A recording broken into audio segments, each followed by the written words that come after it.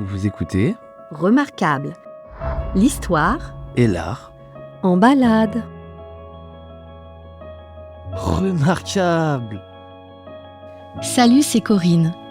Bienvenue dans cette nouvelle saison de Remarquable consacrée aux maisons d'illustres. J'adore mettre mes pas dans ceux de mes personnages préférés. Les lieux façonnent les êtres et font partie de leur histoire. En entrant chez eux, on s'imprègne des ambiances, on se prend à imaginer leur présence et on se sent proche d'eux.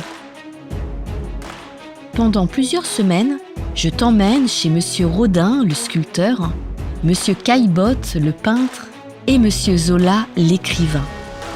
3 immenses artistes du 19e siècle. Avec mes invités, on parcourt leur domaine, on évoque leur personnalité, leur œuvre et leur vie si passionnante. Alors ne rate pas le prochain départ et abonne-toi à Remarquable. Si tu souhaites nous soutenir, des étoiles et des commentaires sur les plateformes d'écoute me donneront la banane. Allez, viens, je t'emmène ?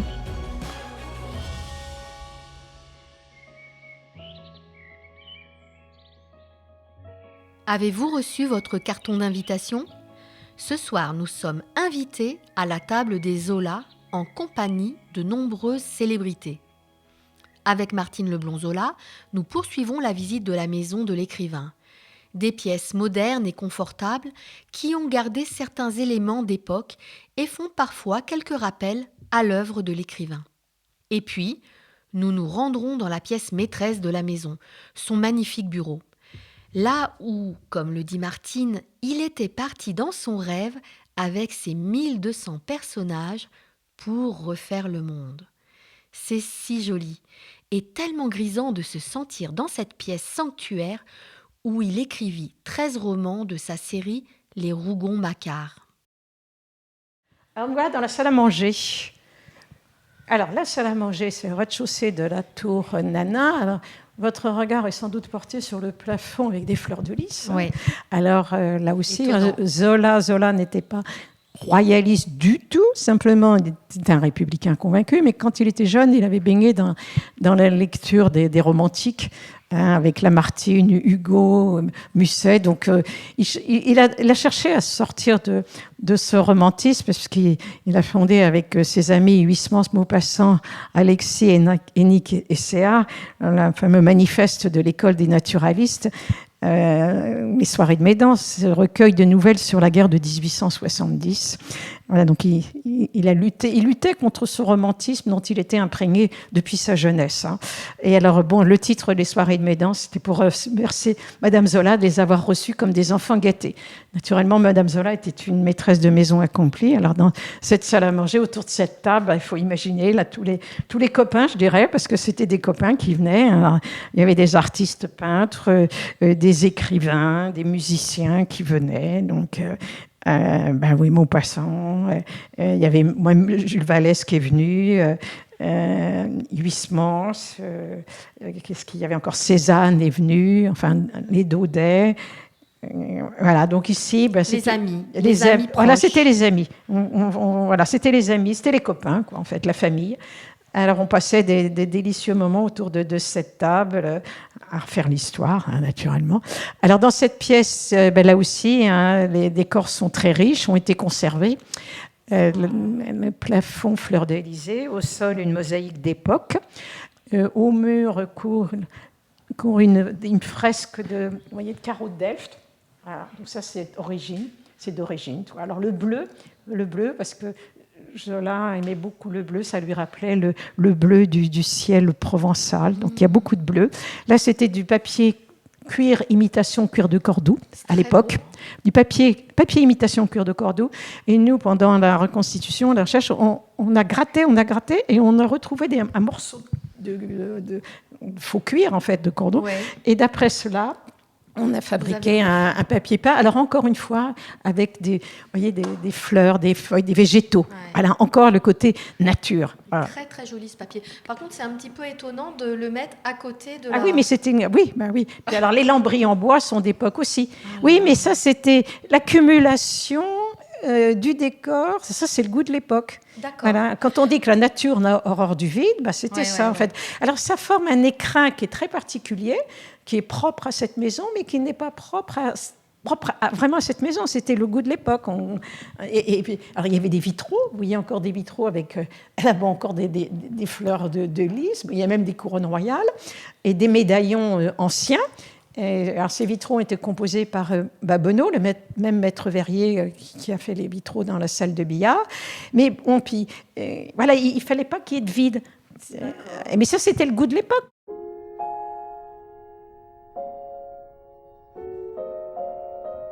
Alors là, nous sommes dans la cuisine. Oui, alors nous sommes dans la cuisine qui peut rappeler la cuisine de Monet à Giverny, tapissée, cette cuisine tapissée de carreaux de faïence blanc avec des motifs bleus, motifs persil, comme on dit, voyez-vous. Alors la particularité de cette cuisine, c'est que le plafond est carrelé. Ah oui. Et oui, le plafond est carrelé. Alors pourquoi ? Tout simplement, c'était pour des questions d'hygiène. Parce qu'ici, on cuisinait bien. Alors, on ne cuisinait pas à la vapeur. Hein, on cuisinait bien gras. Hein, on avait d'ailleurs tous les produits pour faire de la bonne cuisine. Alors, c'était pour des questions d'hygiène. C'était pour nettoyer plus facilement le plafond. Alors là, il faut rendre hommage non seulement aux domestiques qui fournissaient un travail dur, et aussi aux carreleurs qui composaient ces carreaux quand même. Hein. Ouais. Donc c'est une particularité de cette pièce. Alors le sol, c'est de la tomette classique qu'on laisse brute, naturellement, qu'on n'a pas vitrifié, surtout pas. Donc ça, c'était les cuisines d'époque, étaient en tomate rouge. Et c'est la tomate d'origine oui, également ? tout à fait d'origine, qu'on n'a pas plus restaurée pour la conserver dans son jus. Parce que c'est aussi ça dans la restauration. Il ne faut pas que ce soit clinquant. Exactement. Il faut donner l'impression d'époque. Hein. Alors, d'après la photographie d'époque, eh bien, on a reconstitué. Alors, il nous a suffi d'accrocher des casseroles de cuivre, vous voyez, aux plaques de cuivre qui sont d'origine, elles. Vous voyez, ça, c'est d'origine. Et on a posé aussi des plats sur les étagères en marbre qui sont également d'origine. Oh là là. Donc, on a été fidèle à la photographie. Bon, ça a été très facile à retrouver des casseroles de cuivre parce que, bon, vous savez, maintenant, plus personne conserve des casseroles parce qu'il faut les entretenir. Hein. Oui, oui. Alors, on présente ici une balance avec des poids en cuivre. Alors là, on fait notre petite séance pédagogique avec les élèves. Et là, le moulin à café. Ah oui. Alors, le fameux moulin à café Peugeot. Alors là aussi, on pose toujours des questions. Il y a 3 jours, avec des élèves de 4e, c'était la grande question. Et le café en grains, ils ne connaissent pas. Ils ne connaissent que les pastilles. Alors, c'est notre petite pédagogie, comme ce presse-purée, vous voyez, en porcelaine avec le montant en fer, comme on écrasait la purée. Hein. Voilà, donc une tripière. Donc voilà comment on présente cette pièce. Hein. La rôtissoire est d'époque. Et là, la hotte aussi est d'époque. Et là, on a aussi... vous voyez, ça, on mettait de la braise dans pour réchauffer les lits. Pour chauffer les lits. Oui. Voilà, donc là, c'est avec des... Les étains. Les étains, des mesures en étain. Mm-hmm. Voilà, donc on est transporté dans un autre environnement. Alors là, là il y a un vitrail. Alors ce vitrail représente le personnage Mébot dans la semoire.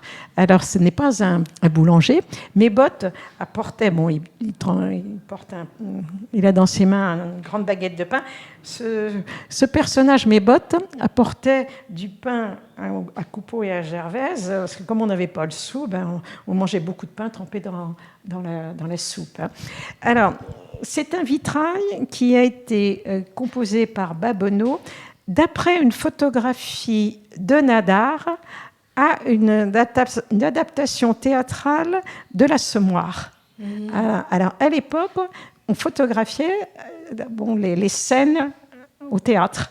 Et donc c'est Nadar qui a fait cette photographie qui représente donc le personnage Mébot. Et ce personnage Mébot a été incarné par l'acteur Daly à l'époque.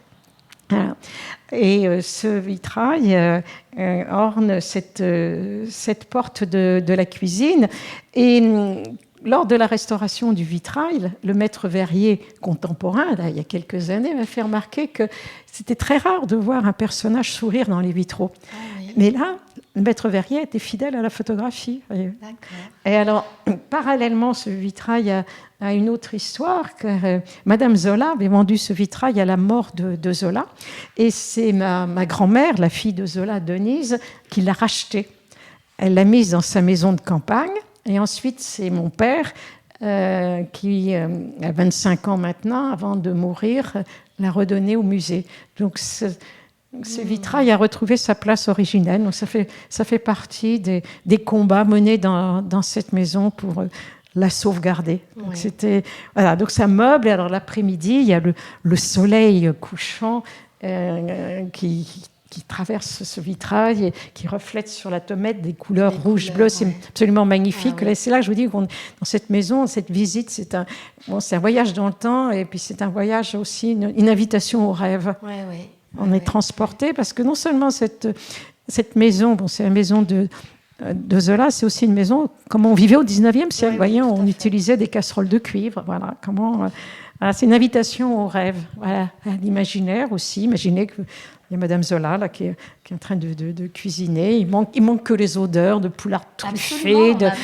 Il manque que les odeurs de tarte tatin chaude, voyez, et puis les aboiements des chiens sous la table, en fait, le train qui passe. C'est un voyage dans le temps, en fait, une invitation au rêve. On a besoin de rêver aujourd'hui. C'est ça. Et donc la dernière Zola à vivre ici, c'est donc Alexandrine. Vous, votre famille n'a jamais vécu ici? Non, mais personne n'a vécu ici, personne ne vit ici. Et puis cette maison est un lieu historique. Hein. Oui. C'est un monument historique. Il n'y a plus d'eau dans la maison.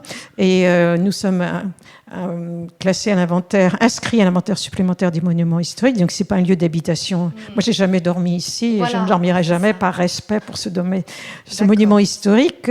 Certes, la maison, c'est l'association qui est propriétaire maintenant, mais je dis que cette maison, c'est la maison du peuple, c'est la maison... Non, c'est une maison historique, hein, c'est un musée.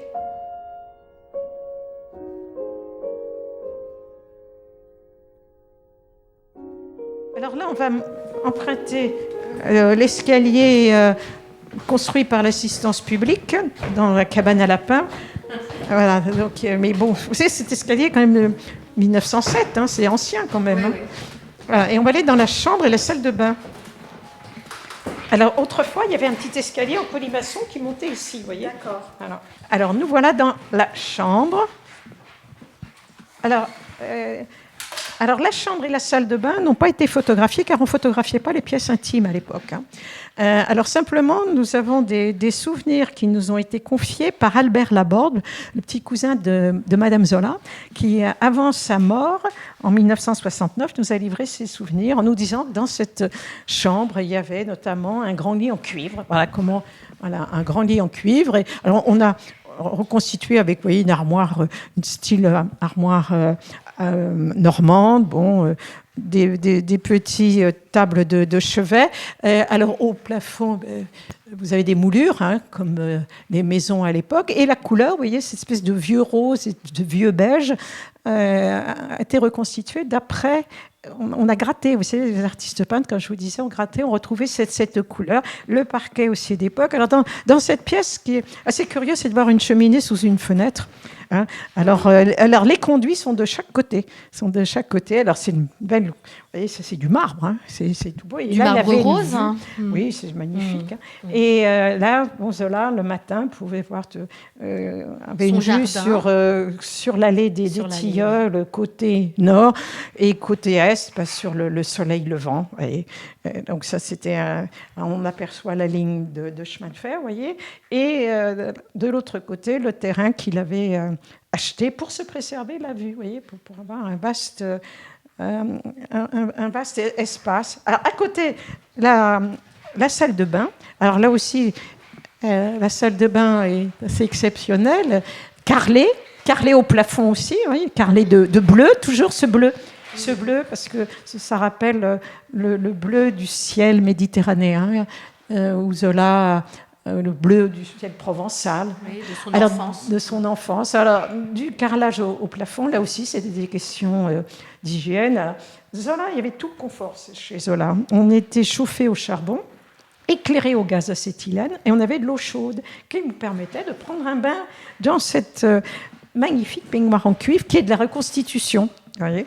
Et alors, le comble du comble, ça, on avait des serviettes chaudes qu'on chauffait dans ce petit meuble de coin, et on mettait de la braise et on avait des serviettes chaudes. Donc ça, c'est d'origine. Avec les tablettes en marbre aussi sont d'origine. C'est resté ça. Donc là, c'était le comble du comble. Ah, oui. Zola aimait son confort. Hein. Ouais, alors, du parquet au sol, ben, ça, c'était à l'époque. Les premières salles de bain datent du 19e siècle en Angleterre. Alors, j'avais fait des recherches parce que je m'étais demandé si ce n'était pas l'assistance publique qui avait cassé le carrelage et mis du... Alors, non, c'était d'époque, parce qu'en fait, une salle de bain, c'était presque considéré comme une salle de convivialité, de pièce de convivialité. On prenait son bain avec une chemise, donc on pouvait recevoir son amé. Ah oui, c'était cette espèce de... C'est pour ça que la pièce est aussi très grande. Alors, ce meuble en double vasque, oui. Alors, en marbre, et avec des poignées en porcelaine. Ça, c'est absolument... Vous voyez, une double vasque, oui. Le côté moderne. Alors, c'est absolument magnifique. Vous voyez, là, il y a un rebord qui évite que l'eau ne coule. Vous voyez, ce sont les bords. Et ça, c'est absolument magnifique. Et ça, c'est de la reconstitution. Un jour, dans les années 1990, on disait qu'ici, il y avait un meuble à double vasque. Et puis, il y a un monsieur qui a levé la main en disant « moi, j'ai ça chez moi, je vous la donne. » Voilà, donc meuble, ce monsieur nous a donné... c'est généreux de sa part. C'est très, très généreux, voyez-vous. Mais c'est très joli. Donc, Zola était très moderne. Il faisait de la bicyclette, de la photographie. Et avant de mourir, il voulait s'acheter une voiture. Et simplement, il ne voulait pas le téléphone. Il voulait être tranquille. Il voulait être tranquille. Pour en revenir à la chambre, là, parce que je crois qu'il y a une particularité aussi, c'est que c'est une chambre conjugale. Ce n'était pas tellement... l'usage de l'époque en général. Oui, mais chacun avait sa chambre, non ? Oui, mais Zola n'était pas un bourgeois. Zola était... donc on dormait avec sa femme ça, c'est l'esprit bourgeois, c'est les familles bourgeoises. Cette maison donne l'impression d'être une famille de bourgeois. Oui, mais c'est quand même assez luxueux pour l'époque. Oui, mais c'était luxueux. Mais en fait, c'était pas... dans un esprit de tape à l'œil, si je puis dire, et puis de posséder pour posséder. C'était pas l'esprit bourgeois. Vous savez, faut pas voir ça comme ça. Zola était un artiste. Ils ont vécu des années de bohème et tout. Il est resté comme ça, si vous voulez. C'était pas cet aspect. Non, on dormait dans la même chambre. Il était progressiste. Et justement, c'est pas parce que ça se faisait pas. Il fallait que l'homme et la femme aient une chambre à part. Lui, non, il considérait qu'ils ont vécu ensemble à partir de 1866. Ils n'ont pas fait chambre à part. C'est pas parce qu'en arrivant à Médan qu'ils allaient faire chambre à part. Zola n'est pas un bourgeois. Zola est un progressiste. Le bourgeois, il est réactionnaire, il est traditionnaliste. C'est le contraire de Zola. Zola, il avance. Pardon. Il est progressiste. Si ce terme de Zola, il est progressiste. D'accord. Et en fait, alors quand on voit voilà, et c'est ce que Cézanne lui a reproché. C'est pour ça que Cézanne a fui. Parce qu'il s'est dit, mais mon copain Zola, il est devenu bourgeois, il s'est embourgeoisé. Et en fait, il n'a pas compris. Non. Et Zola, cette maison, c'était une revanche sur sa misère. Et en plus, c'était pour faire profiter les copains. Parce que Cézanne, il en a profité ici. Bien sûr, oui. Il a passé des étés entiers. Il vivait au crochet de Zola. Oui, alors, il n'avait rien, lui, en plus. Hein. Oui, ça c'est... oui, il n'avait rien. Mais pourquoi Zola avait beaucoup ? Parce qu'il a beaucoup travaillé.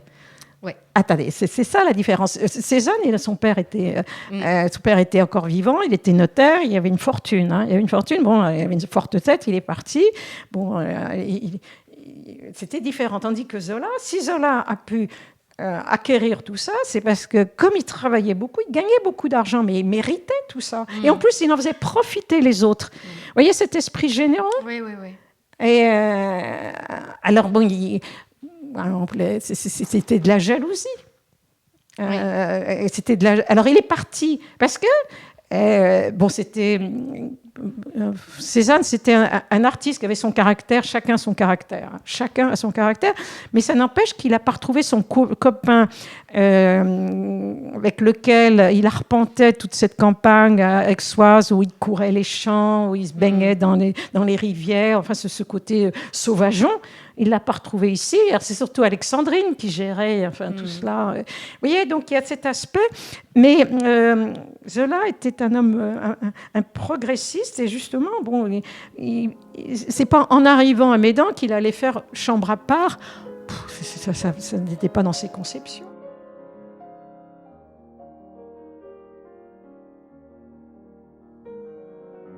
Émile Zola est à l'origine du mouvement littéraire appelé le naturalisme. Ce courant s'inspire du réalisme. Il s'appuie sur une observation exacte et scientifique du réel pour en livrer une représentation fidèle. Aucun sujet n'est tabou. Zola veut montrer comment les conditions de naissance et les circonstances sociales peuvent façonner le destin des individus et influencer leur caractère et leur destinée. Il est particulièrement préoccupé par les conditions de vie des classes ouvrières et la corruption de la société. Émile Zola est un écrivain engagé qui dénonce les injustices à travers ses écrits.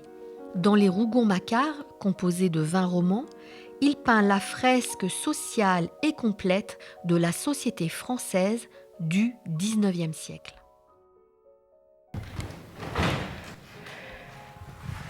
Donc là, nous sommes dans le bureau de Zola.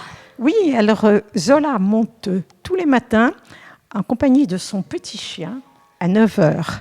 Alors il arrive dans ce grand cabinet de travail et il est fidèle à la devise écrite sur le fronton de sa cheminée, « Nulla dies sine linea ». Aucun jour sans une ligne. Alors, 4 pages en 4 heures. Vous me direz, c'est pas beaucoup. Hein.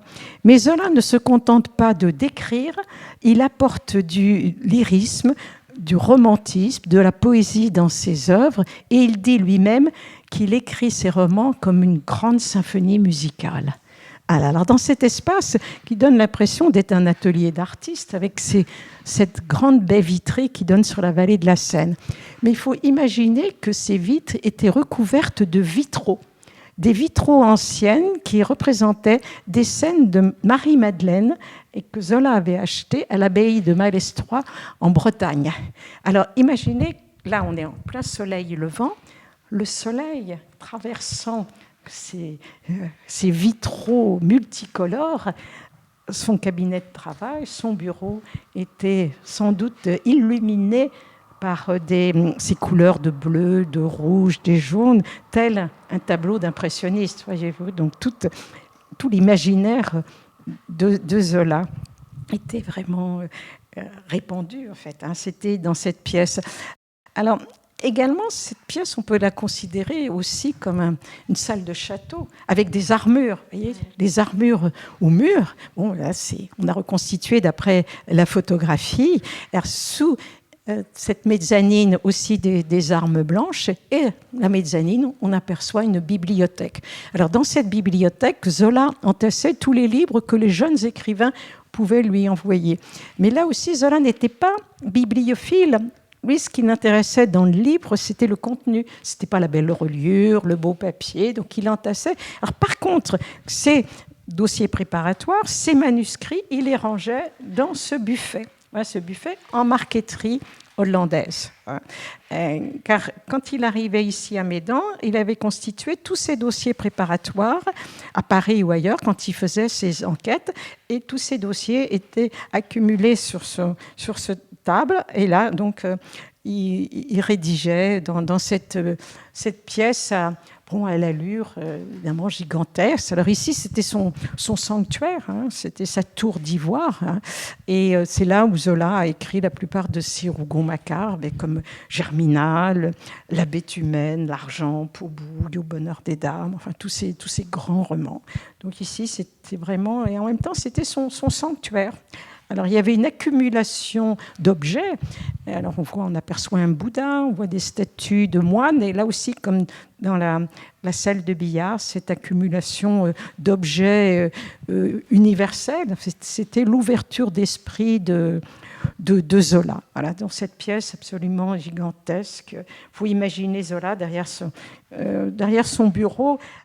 Alors, je disais tout à l'heure que Zola avait tout le confort, et vous voyez, sous son bureau, il y avait une bouche de chaleur, et il avait de la chaleur qui était propulsée par il aimait tout son confort, parce que cette pièce est très haute de plafond, comme vous le voyez. Il y a une grande cheminée dans laquelle, évidemment, on brûlait du bois pour se chauffer, mais il faisait sans doute très, très frais. Donc, Zola vivait ici. Donc, ça, c'est un sanctuaire en même temps. Alors, il y a une accumulation de meubles, et ce fauteuil a appartenu à Zola.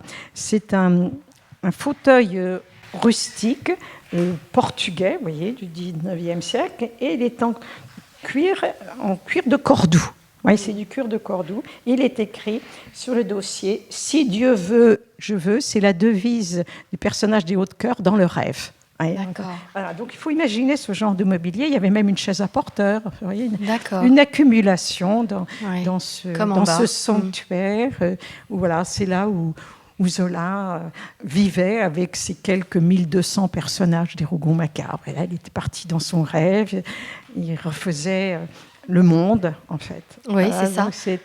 C'est une magnifique pièce qui a gardé son écrin, voyez-vous, avec le plafond, avec les fleurs de lys, fleurs de lys, le parquet, les lambris en bois aussi le long des murs, et au mur, il y avait des tapisseries qui ont été enlevées par l'assistance publique, puisque cette pièce a été transformée en pouponnière. Il y avait des petits-enfants malades qui ont vécu ici pendant 60 ans.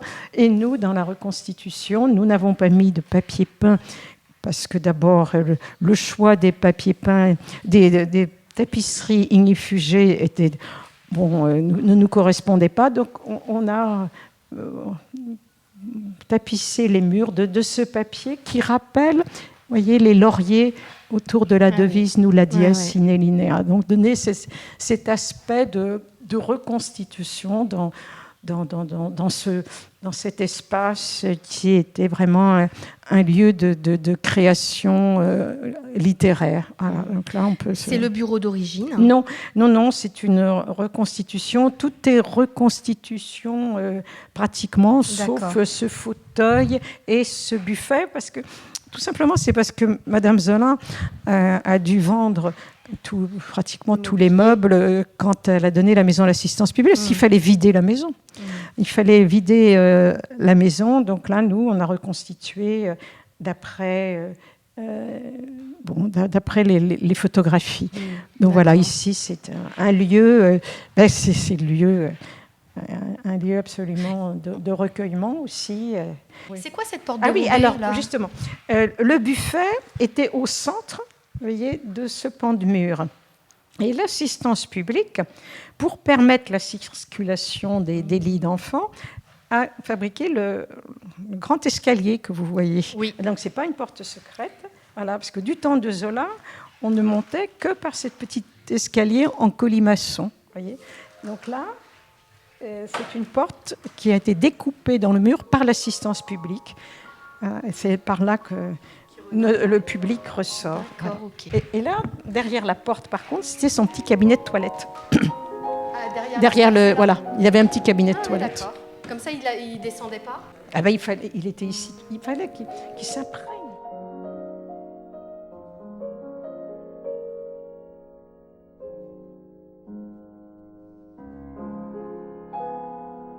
De Zola, Martine a tout lu, et plutôt 3 fois qu'une. À 13 ans, c'était pour l'histoire des personnages. À 30 ans, c'était pour le message social. À la retraite, pour le côté lyrique. Et vous, qu'avez-vous lu de Zola? Quel est votre roman préféré? Pour ma part, j'ai découvert l'auteur au collège, comme beaucoup. On devait lire Au bonheur des dames. Au début, c'était difficile. Et puis après, j'ai été piquée. L'Assommoir, Germinal, Nana, mais mes préférés sont l'œuvre et beaucoup moins connue, Une page d'amour. Dans le prochain épisode, c'est une autre histoire que nous allons aborder, celle de sa vie amoureuse, de son autre vie, cachée. La vie de Zola a un goût de roman, naturaliste, bien sûr.